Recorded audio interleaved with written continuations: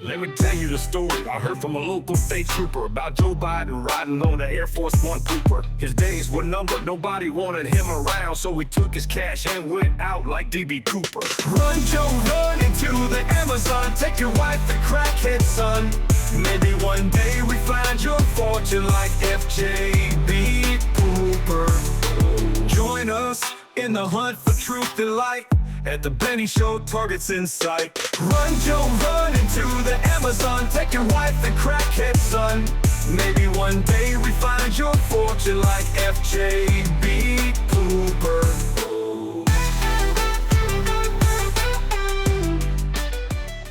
What's up, guys? It's Benny. Congratulations if you're watching this. You are a survivor. You're a survivor of the single largest gaslighting operation in American history.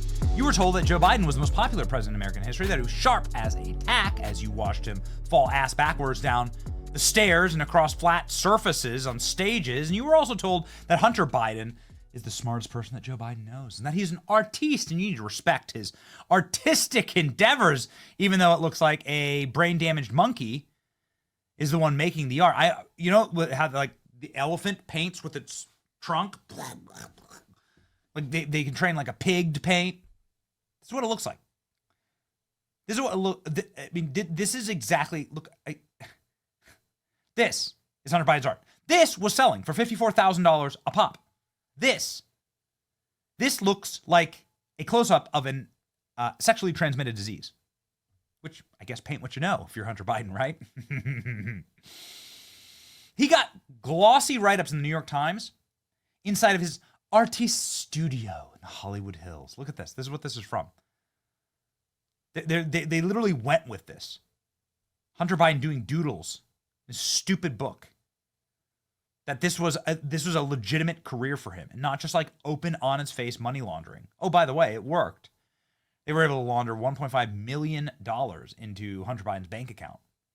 And now that same New York Times is asking, hey, wait a second, since Hunter Biden isn't selling any more paintings as soon as his dad leaves office, was it all like, fraud? Money laundering?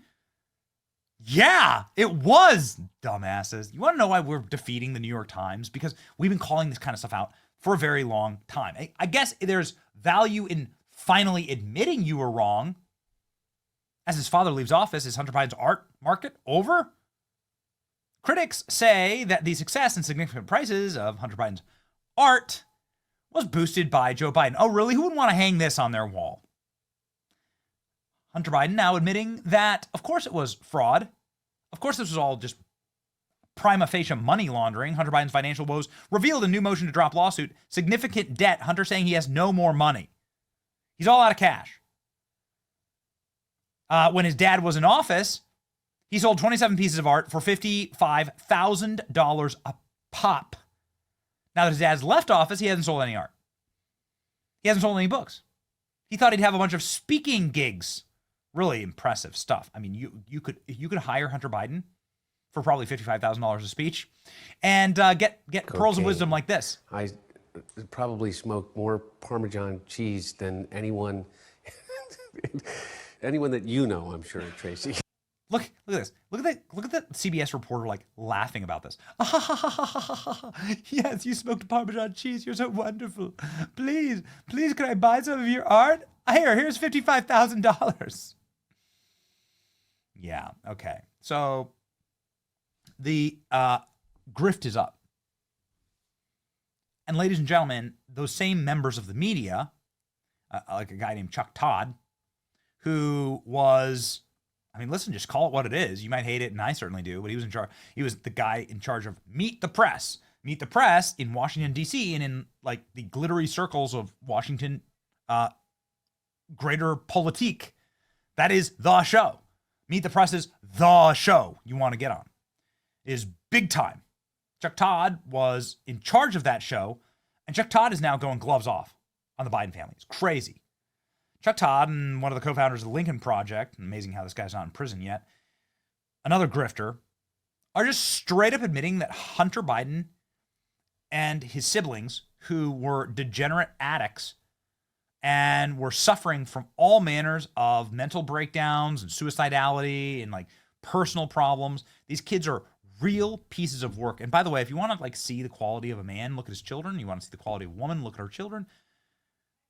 Your children do embody the virtues, values, worldviews, and reflect them of the parents. And if the parents aren't present, then the kids pretty much spiral. If the parents are scumbags and dirtbags, well, the apple ain't going to fall far from the tree, as the old saying goes. Listen to this from Chuck Todd, who goes way harder than he needed to here. With all of his children battling drug issues, Biden decided his political ambitions mattered more than his family, proving he's nothing but a power-hungry political animal. Oh, yeah. Here we go. I literally made a room gasp full of people. And I prefaced what I said that made them gasp with this. And I said, literally, I take a backseat to nobody in a country of 340 million people of my criticism of Donald Trump. Nobody, right? And I don't think it's polemic criticism. I think I have been correct. And I think I ran not what became the grift, but a political organization that was incredibly effective, right, in beating Donald Trump in 2020, right? The Lincoln Project, before it became, unfortunately, something that pockets 90 cents of every dollar. There's an old saying, right, that every cause becomes a business, right, becomes a racket. But what I said to the group that made them gasp, I said, I have 5 kids. And if I had to leave 12-year-old alone, and my choices, and part of my conservatism, like small c, is like, I just accept that we live in an imperfect fallen world, right? I'm a pragmatic person, right, who tries to be idealistic, right? But it's like working out, right? More perfect union. I'm a default pessimist. Emphasis on the more, right? More perfect union. We're working. But in that imperfect fallen world, if I had to leave the kids with someone, and my choices are Hunter Biden or Ashley Biden or Don Jr. and Eric and Laura Trump, like, I'm dropping the kids off at Don and Eric and Laura's house. Well, I'll do Eric's house, not Don's house. Right. I have a feeling. I have a feeling Don and Hunter have the same problem. Just for overnight. Yeah. Just put them better. The internet is blown away by this. Chuck Todd and Steve Schmidt both agree that Biden is an absolutely craven political monster his entire career, that Donald Trump's a much better father. Now it can be told, I guess.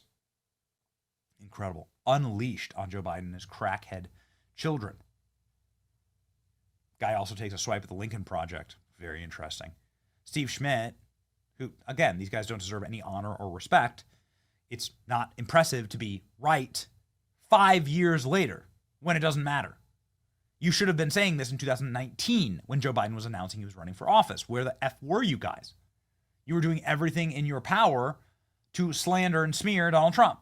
Now that Trump has the power, you're able to speak freely. Scum. Steve Schmidt saying in this exchange that he doesn't think that Joe Biden's going to have a presidential library, which I find amazing. Check this out. It is time for them to move on from Schumer, but this is why I go back and say the Democratic parties, Joe Biden never should have been there in the first place, right? Number one, he shouldn't have run for president. I completely got so angry at Joe Biden, the man, when I read the transcript of the Hunter Biden trial. And when I realized that not one, not two, but 3 Biden children, and I count Bo's widow, were all dealing with drug problems in 2018. And Joe Biden said, now's a perfect time to run for president because who cares about our family? I have to tell you something about Joe Biden. There's this mythology about Joe Biden that the man cared so much. It's all bullshit. This man supposedly cared so much about his family that he commuted every day. Guess what? This man cared so much about his political career that he commuted every day, right? Like I could take the same fact and it created a myth, and he did it for 40 years. God bless him, that he was this incredible family man. And instead, what he really was a craven political animal that it was desperate. The man considered or ran for president every 4 years he was eligible. You know why he didn't run in 76? He wasn't 35 yet. That's the only reason. I literally made a room gasp full of people. And I prefaced what I said that made them gasp with this. And I said, literally, I take a backseat to nobody in a country of 340 million people of my criticism of Donald Trump. Nobody, right? And I don't think it's polemic criticism. I think I have been correct. And I think I ran not what became the grift, but a political organization that was incredibly effective, right, in beating Donald Trump in 2020, right? The Lincoln Project, before it became, unfortunately, something that pockets 90 cents of every dollar. There's an old saying, right, that every cause becomes a business, right, becomes a racket. But what I said to the group that made them gasp, I said, I have 5 kids. And if I had to leave 12-year-old alone, and my choices, and part of my conservatism, like small c, is like, I just accept that we live in an imperfect fallen world, right? I'm a pragmatic person, right, who tries to be idealistic, right? But it's like working out, right? More perfect union. I'm a default pessimist. Emphasis on the more, right? More perfect union. We're working. But in that imperfect fallen world, if I had to leave the kids with someone, and my choices are Hunter Biden or Ashley Biden or Don Jr. and Eric and Laura Trump, like, I'm dropping the kids off at Don and Eric and Laura's house. Well, I'll do Eric's house, not Don's house. Right. I have a feeling. I have a feeling Don and Hunter have the same problem. Just for overnight. Yeah. Just put them better. Again, I'm not going to clap you guys on the back because you decided when the risk was absolute zero after Joe Biden's debate performance, after like the years of watching Joe Biden be just like a complete collapsed, mentally handicapped jackass that really, like, truly is a proper national security crisis for the country. Guy in charge of all the nukes, like, can't take the stairs, right? They didn't say anything. Now, only in 2025, as President Trump's done 2 months in office, they're going to say something. No, ladies and gentlemen, I got to tell you, no credit to them, but I will say their criticisms are kind of interesting, given the fact that both these guys held pretty high positions of honor in Washington, D.C. circles and in the press circles. Chuck Todd's explanation of the access to Joe Biden I find very, very interesting here. Chuck Todd goes in and says there was no access to Joe Biden, not even from the press, but from like his own administration. You want to know why it was so incompetent and so poorly run? That nobody got access to Joe Biden, not even the people serving in his administration. Check it out. What I think is outrageous about it is the notion that, like, the party didn't know. The Democratic Party did exactly. I'll give you what a story that did with Trump. I got raked over the coals on when I told this story about 6 months ago. I had a cabinet secretary, very off the record, cabinet secretary, right after the 22 midterms, ask me this question: how can Biden run again? Okay, this is a pretty high level. This cabinet secretary could never get a one-on-one. In the Oval Office, felt as if they were being prevented. This was not, no offense to HUD and labor, but this person wasn't at HUD and labor, and I'll just leave it at that. This is one of the big five, and they couldn't get a one-on-one meeting with her. I believe Blinken was the only one that ever got real one-on-one meetings. I don't think anybody else did, and it's because Blinken was in on it. And what do I mean by in on it? This is where I'm going to defend the press a little bit here, because I would argue, why did the country conclude that Biden was too old to be president? Because of what they saw based on the coverage we were giving. So, for instance, while we had Baghdad Bob-like spokespeople inside that West Wing about Biden, oh, he's never been better, he's never been this. It was us in the press who said, hey, look, he's taking the short staircase. It was us in the press that said, hey, he's only doing one event a day. Well, in fairness, you got former colleague of yours looked in the camera and told the audience, F you, if you don't believe this is the best version and this is why I'm not going to stuff. sit there and defend that. Right. There was Okay. a lot of what I'd call the partisan, the ideologic. Look, the Right. people that are on cable news But you are should. not. The What's media that? should. But The media should. my argument is that the reason the public had concluded Biden was too old was based on their own observations.